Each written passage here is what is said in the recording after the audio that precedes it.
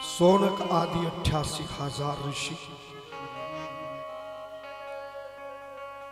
सूत जी महाराज से शिव महापुराण की कथा का श्रवण कर रहे हैं और उसी कथा को हम भी मुख्य यजमानों के आमंत्रण पर आप सभी की शुभ मंगल कामना के संकल्प के साथ अपनी वाणी को पवित्र करते हुए आप सभी को शिव महापुराण की कथा श्रवण करा रहे हैं। आप पूर्ण रूपेण श्रोता रूप धारण करके ही कथा को सुने। कहते केवल पंडाल में पहुंच जाना, बड़े से बड़ा मंडप सुंदर से सुंदर बना लेना, बड़े से बड़े आयोजन की रूपरेखा को बना लेना कोई बड़ी बात नहीं है। सबसे बड़ी बात है कि आप कथा के पंडाल में बैठकर कथा को किस प्रकार से सुन रहे हैं, यह प्रमुख बात है। गोसाई जी ने रामचरितमानस के बालकांड के दूसरे दोहे में एक सच्चे श्रोता का लक्षण बताया है। गोसाई जी कहते हैं कि पंडाल में कोई पहुंच जाए ये कोई बड़ी बात नहीं।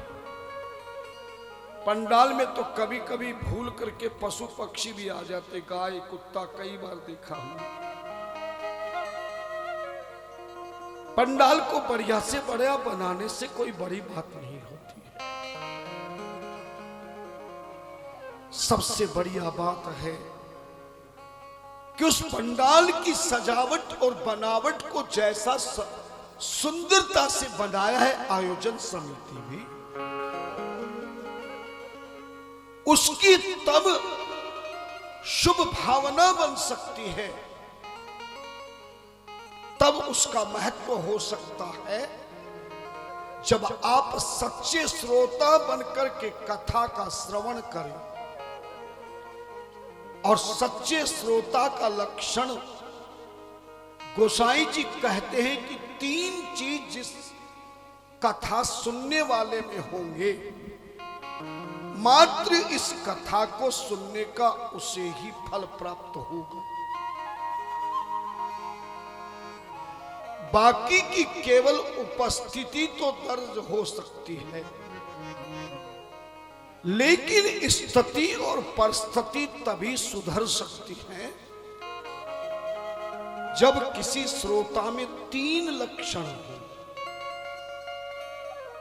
पहला लक्षण है कथा में बैठ जाए तो अपने पास में बैठने वाले को भी ध्यान ना दे कि कौन बैठा है, कैसे बैठा है, खुद कैसे बैठा है, इस पर पूरा ध्यान दे। अर्थात ध्यान पूर्वक सुने। उस सुनने के अलावा अगर आपका मन इधर उधर हो गया या मोबाइल की आपने ऑफ न करके छोड़ दिया कि किसी का मोबाइल आएगा। बहुत लोग मोबाइल को समझते हैं कि हम मोबाइल करेंगे तो बहुत अच्छा लगेगा, और एक व्यक्ति के कथा के बीच में मोबाइल को कान लगाने से 10 व्यक्तियों का ध्यान चूकता। कभी कभी लोग मजबूरी बताते, महाराज क्या करें, व्यवस्था को देखना है, घर में अकेले बच्चों को छोड़कर आए हैं, घर में मेहमान आने वाले हैं, कई संसारिक हमारे सामने परिस्थितियां होती हैं। लेकिन कहते हैं कि कोई व्यक्ति अगर मात्र संसार की ही लालसा के उपरांत कथा को सुनता है तो केवल कथा का लाभ प्राप्त नहीं होता। पहले ध्यान पूर्वक सुने और दूसरा लक्षण है जिसको तुम सुन रहे हो उसको समझने की कोशिश करें।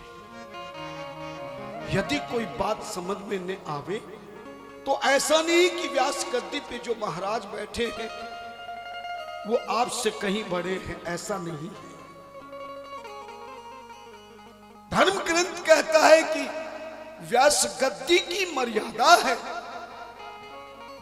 जो बैठकर के आपको अपने मुखार बिंदु से अपने ज्ञान को अपनी वाणी के द्वारा एन केन प्रकारेण मार्ग द्वारा समझने का कोशिश करता है, प्रयास करता है, अभ्यास करता है।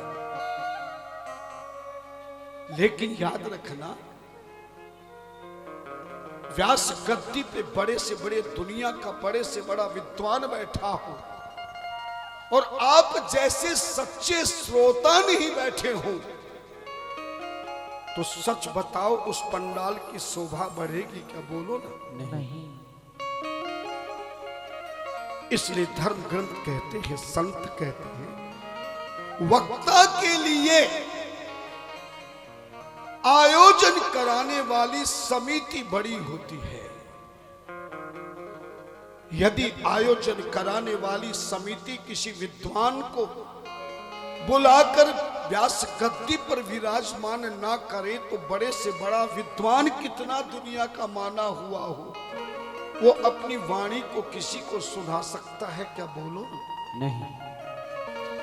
इसलिए आयोजन कराने वाली संस्था हो, समिति हो, सभा हो, ट्रस्ट हो, ये प्रत्येक व्यक्ति के लिए सम्मानजनक है। यजमान रूप में यदि कथा को कराने का भाव न बन पाए, किसी विद्वान को बुलाकर न बैठा पाए व्यास गद्दी पर, अर्थात जो व्यास गद्दी पर नहीं बैठ सकता वो कितना ज्ञान अपने हृदय में रखे पर अपने ज्ञान को अपनी वाणी द्वारा जनमानस का कल्याण कैसे कर सकता है, कैसे सुनाए? इसलिए आयोजन कराने वाली संस्था भी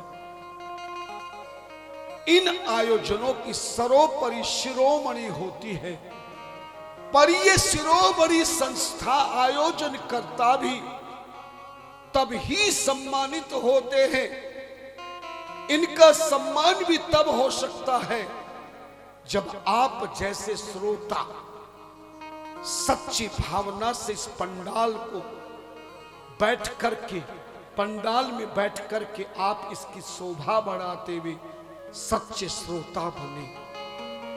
और सुनने वाले पंडाल में सच्चे श्रोता तभी बन सकते हैं जब कथा को ध्यानपूर्वक सुने, पहला काम, और दूसरा काम सुन करके समझें। समझ में नहीं आवे तो कागज पेन लेकर के समिति के माध्यम से व्यास जी तक पहुंचा दे कि हमें आपके ये वचन को समझने में थोड़ी असमर्थता है, कृपया एक बार फिर से समझाने का कृपा करें। धन्यवाद। ऐसा श्रोता जब सुनने की भाव करता हुआ समझता है और तीसरा समझ करके अपने जीवन की जो भी गुण की बात है, जो ज्ञान की बात है, जो जीवन के सम्मान की बात है, जो जीवन के उत्थान की बात है, जो जीवन के कल्याण की बात है, उसे समझ करके अपने जीवन में उतार दे। आपने सुना होगा गीता 2 जगह एक साथ चली है, पर आज हिंदू समाज के लोगों को यही पता नहीं होगा कि गीता लिखी किसने है। आप में से कितने लोग जानते हैं जिनको इस बात का ज्ञान हो कि गीता की रचना किसने करी है? जरा एक बार हाथ खड़े करके बता दो, माइक मैं पहुंचा दूंगा, जवाब यहां तक पहुंच जाएगा। राम राम राम। आप हिंदू सनातन धर्मी हैं, बड़े बड़े मंदिरों में जाते हैं, बड़े बड़े पाठ कराते, बड़े बड़े धर्म कर्म करते हो, तीर्थ करते हो, दान करते हो, सम्मान करते हो, और सनातन धर्म का प्रमुख ग्रंथ यदि है तो गीता है।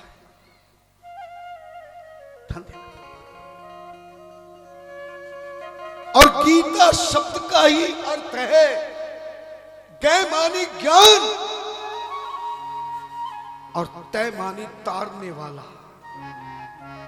वह सच्चा ज्ञान जिस मानव जीवन को इस भवसागर से तार देता है, पार कर देता है। धन्यवाद। या दूसरे शब्दों में कहें तो गय का अर्थ है ज्ञान और तय का अर्थ है त्याग। जिस ज्ञान के आ जाने पर इस संसार का त्याग हो जाए और जीवन का कल्याण हो जाए, ऐसे सनातन धर्म हिंदुओं का सबसे बड़ा प्रमुख ग्रंथ गीता है। पर हमारे हिंदू समाज की एक आदत पड़ गई है, वो जब तक जिंदा रहता है, स्वस्थ मस्त दुरुस्त तंदुरुस्त रहता है, तब तक जिंदगी में गीता के पन्ने खोल कर नहीं देखता है।